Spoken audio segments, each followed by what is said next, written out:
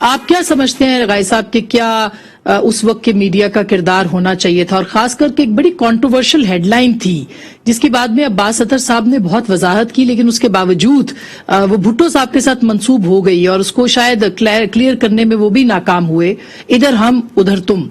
تو آپ کیا سمجھتے ہیں کہ کیا صورتحال تھی اور یہ سب واقعات کیا ہوئے؟ پہلی بات یہ ہے کہ زندگی میں مجھے یہ صدمہ تو اتنا بڑا ہے کہ اس کو فراموش نہیں کیا جا سکتا، اور آدھے ملک کا گنوا دینا، اور اس کے اندر جو ہے وہ مختلف قسم کے عوامل جو کار فرما تھے ان کے چہرے بھی چھپے رہے اور کبھی ظاہر نہیں ہونے دیے گئے. لیکن میں بہت شکر گزار ہوں، اور اب میں آگے کی زندگی میں بہت مطمئن رہوں گا کہ الطاف حسن قریشی صاحب نے آج جو گفتگو کی ہے اور جس طرح سے انہوں نے ایک ریئلسٹک اپروچ سامنے رکھ کر بات کی ہے، تو میں مطمئن ہوا ہوں، اس لیے کہ ہم کھلے الگ محاذوں پر رہے ہیں، ہم عموماً یا بالعموم کہ وہ ایک طرف کو ہوتے تھے اور ہم شاید دوسری طرف کو ہوتے تھے، لیکن احترام کا جذبہ ہمیشہ رہا ہے الطاف حسن قریشی صاحب کے ساتھ ہمارا. جی تو اس زمانے میں یہ جو سرخی لگی روزنامہ آزاد کے اندر کی ہیڈ لائن تھی، اس سے پہلے اور اس کے بعد بھی بھٹو صاحب نے اس کی وضاحت کی اور طویل بیان بھی جاری کیا تھا، اور اس دوران میں بعد میں بھٹو صاحب نے ایک کتاب بھی لکھی تھی اس سانحے کے تقریباً انہی دنوں میں، کچھ دن پیشتر کام شروع کیا یا کچھ دن بعد میں ہوا، لیکن ایک طویل بیان تھا جس کو کتاب کی شکل میں شائع کیا گیا تھا، دا گریٹ ٹریجڈی، عظیم المیہ کے نام سے یہ چھپا بھی تھا کتاب کی صورت میں. تو بھٹو صاحب کیا چاہتے تھے جب انہوں نے کہا کہ میں قومی اسمبلی کے اجلاس میں نہیں جاؤں گا؟ یحییٰ خان چاہتے تھے کہ قومی اسمبلی کا اجلاس بلایا جائے، لیکن ان کے سامنے اپنا LFO تھا، ایک انہوں نے legal framework order justice Cornelius نے وہ ڈرافٹ کیا تھا، جو ہمیں بتایا گیا کہ انہوں نے ڈرافٹ کیا تھا، اور دوسری طرف اس کے مقابل شیخ مجیب الرحمان کے 6 نکات تھے جس میں کہا گیا تھا کہ پرچم الگ ہوگا دونوں ملک کے دونوں حصوں کا. اور اگرچہ اس وقت مجیب الرحمان جب یہ بات کر رہے تھے، جب 6 نکات وہ ساتھ لے کر آئے تھے، اس کے بعد پاکستان کا وفاق کا جو 1 یونٹ تھا، پاکستان کا 1 یونٹ جو تھا وہ 4 صوبوں میں ہو گیا تھا، اور یحییٰ خان نے مارچ 1970 میں 1 یونٹ کو توڑ دیا تھا اور 4 صوبے وجود میں آئے تھے. تو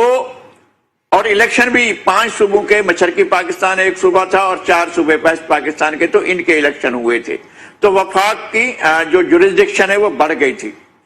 تو یعنی جغرافیہ نہیں بڑھا تھا، لیکن وہ پوزیشن وہ نہیں رہی تھی، یعنی ایک پاکستان وہ اور ایک پاکستان وہ نہیں رہا تھا، بلکہ 4 صوبے ہیں، ان کا ایک وفاق، اور مشرقی پاکستان بھی اس وفاق میں شامل تھا. صحیح. تو بھٹو صاحب نے مجیب الرحمان کی یہ شرط تھی کہ 6 نکات جو ہیں اس کے مطابق پرچم الگ ہوگا، ملیشیا یعنی کہ ایک فوجی سیٹ اپ ہوگا جو ان کا الگ ہوگا، ان کا الگ ہوگا، اور جو اسٹیٹ بینک ہے وہ ان کا الگ ہوگا اور ان کا الگ ہوگا، اور وہ کرنسی چھاپیں گے اپنی، جو وہ حصہ ہے ملک کا وہ کرنسی چھاپے گا، لیکن یہ دونوں صوبوں میں قابل تقسیم، یعنی وہ ہوگی قابل مبادلہ ہوگی، یعنی صوبائی خود مختاری کا ایک، جی صوبائی خود مختاری کا یا ریاستی خود مختاری نہیں،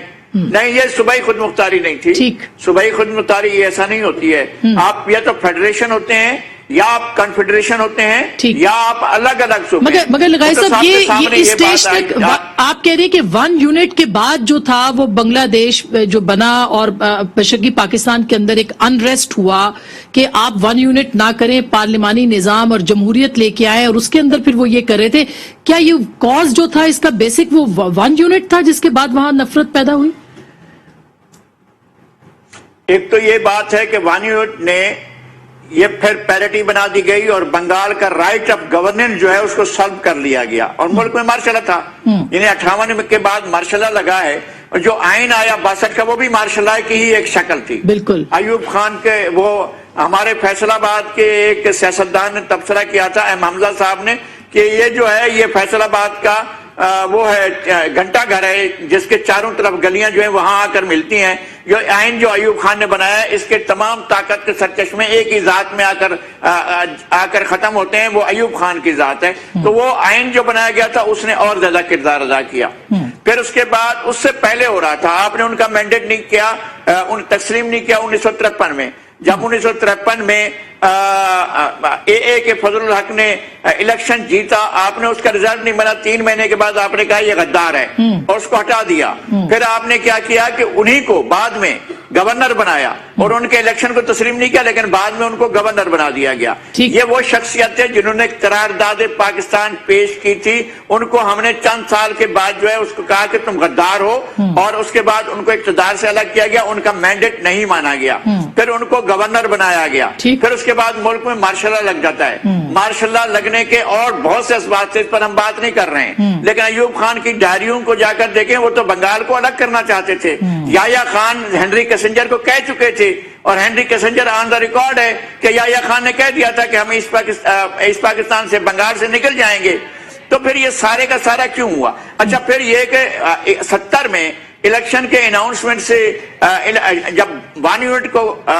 جو ہے وہ توڑا گیا اور صوبے وجود میں آ گئے, تو اس کا مطلب یہ ہے کہ اگر وہ شیخ مجیب الرحمان کے 6 نکات کام کرتے ہیں تو پاکستان 5 حصوں میں تقسیم ہو رہا ہے. بنگال, پنجاب, خیبر پختونخوا اور بلوچستان, یہ الگ الگ ملک بن رہے ہیں, چونکہ وہ اس طرح کی خود مختاری ہر صوبے کے لیے ڈیمانڈ کرنے جا رہا تھا.